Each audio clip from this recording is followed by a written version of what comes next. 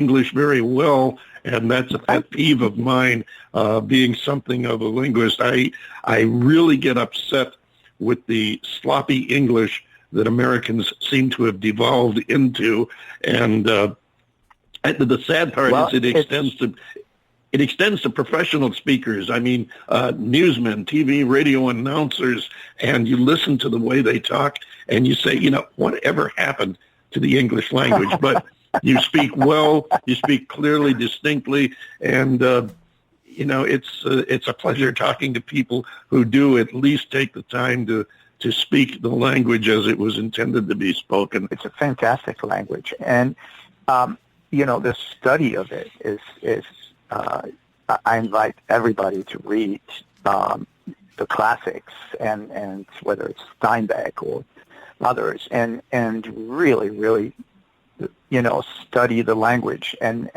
understand all the culture that has evolved around it.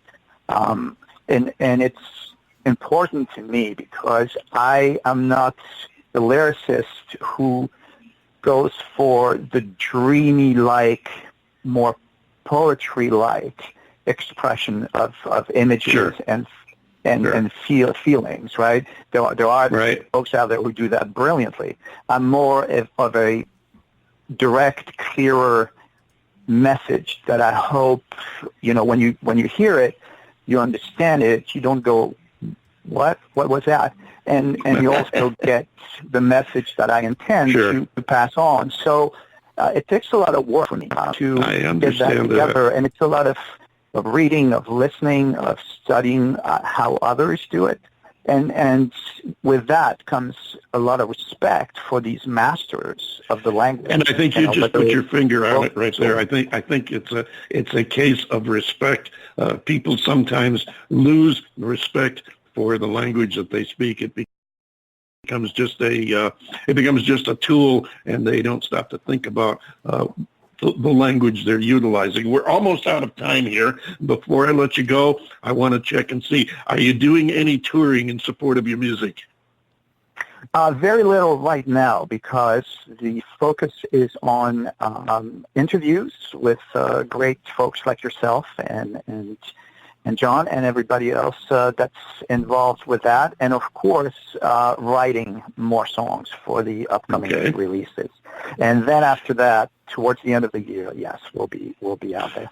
Well, please do keep in touch with us. Let us know, what's going on in your career, in your life, and if you're going to be doing some touring, let us know that too. I have a page on Facebook that you can find. Just search Facebook for The David Bowers Awards. I did it. I'm following, and you have that great truck. There's a picture of you. Well, thank you. And keep in mind that page is there specifically for guests on the show to promote their music, their tours, whatever you have that you want to share with the audience. Feel free to jump on there anytime. And we'll pick it up from there and spread the word even further. Want to thank you for coming and spending time with us today. And thank you for you're part of the family now. Our pleasure. You're part of our family now, so come back and see us anytime. And as I said, please do keep in touch. Ladies and gentlemen, Elle, and this is the next release off his EP. It's called Take a Holiday.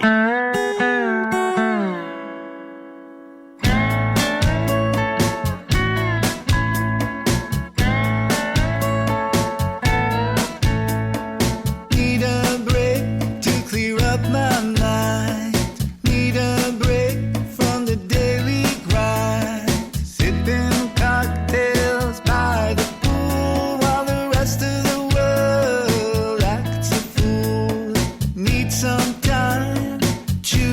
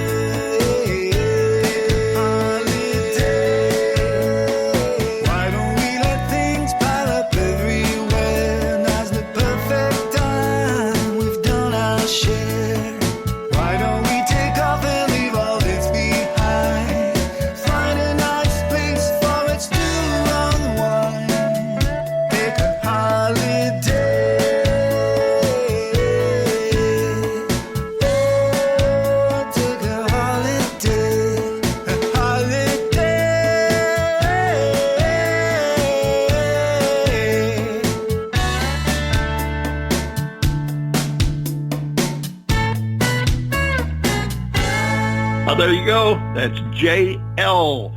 Take a Holiday from his latest EP right here on the David Bowers Awards. And as we tell you with all of our guests, be sure and check today's guests online. You'll find most of them all over the usual places, Twitter, Facebook, and who knows, Reverb Nation. Just Google them, find them, tell them what you think of their music. And hey, they love to hear from the listeners. It's people like you that keep them going. And we have our next guest standing by who's going to present a slightly different sound, although an equally listenable one. I think you're going to enjoy Jason Robert. Here he is with a thing called John the Revelator. Tell me who's that riding? John the Revelator. Tell me who's that riding? John the Revelator. Who's that riding? John the Revelator wrote the book of the seven seals. Now God walked down in the cool of the day. He called Adam by his name. He refused to answer. He was naked and ashamed. So tell me who's that riding? John the Revelator. Tell me who's that riding? John the Revelator. Who's that riding? John the Revelator wrote the book of the seven seals. Now Christ had 12 apostles, 3 he led away. Watch for me 1 hour while I go yonder and pray. So tell me who's that riding? John the Revelator. Tell me who's that riding? John the Revelator. Who's that riding? John the Revelator wrote the book of the seven seals. Who's that riding? Tell me who's that riding? Who's that riding? John the Revelator wrote the book of the seven seals.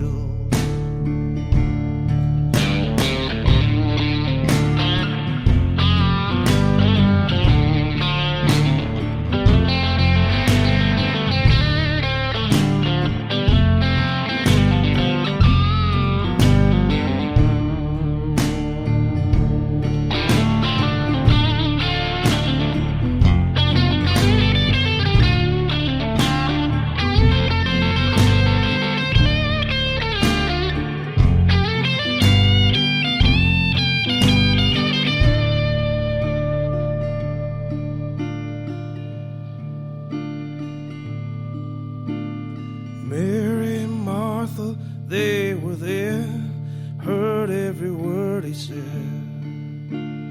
Go tell my disciples, meet me in Galilee.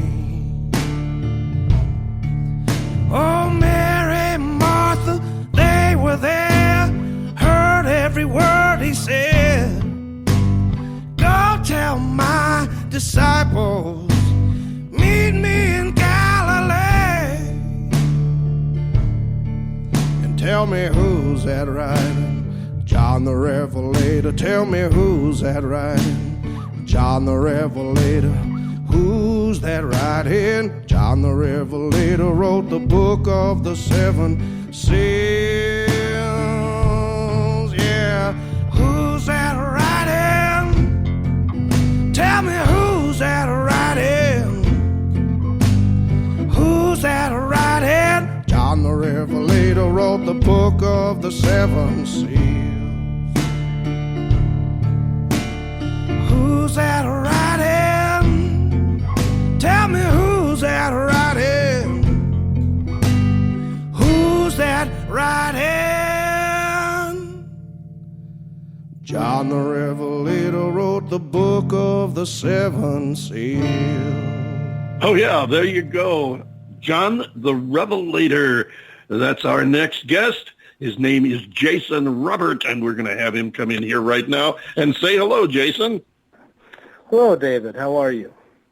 Doing just fine, and so glad to have you here with us today. That is one powerful song. I know I was doing a little bit of homework, which, I do when I get bored. I'll check up on our guests and things. But I found out that song was originally, but long before the TV series Sons of Anarchy, which it was used in, long before that, it was done by Blind Willie Johnson way back in 1930. Yes, that is correct. And it's been done by a lot of his contemporaries in his day and age. Most famously was Sunhouse, that recorded a version where he just clapped his hands to it while he sang it. And that a lot of people confuse as the original version, but you, David, are correct. Blind Willie Johnson is the original author of that song and composer. Yeah, that is a really powerful song that definitely stands the test of time because when you figure, 70, 80, 90 years old, almost 100 years old, and it still sounds contemporary. It really does. I've never heard a bad version of it, and I've heard a lot of them. A lot of my favorite artists, the Government Mule, and just a whole host of them do that song in their live set. And when I had released this one, I didn't know about the Sons of Anarchy version, and someone showed me it later, and I said, "Oh well, I like that one too." I literally have not heard a version of that song that I don't like. Yeah, I can imagine, and you have rendered an excellent reading of it as well. I commend you. You stand right up there with all the others. You don't have to take a second seat to anyone. That's a powerful version, and we're really happy to have you here on the show to share it with us and share your story as well. John Bon Jovial, you wanted to say something? Yeah, I wanted to jump in on the various and sundry folks that have done covers of this, Jason. And am I mistaken, or didn't Bruce Springsteen do a cover of this as well? That's a good question. If Bruce did, and I would not doubt that, it's tucked away somewhere, and I am not aware of.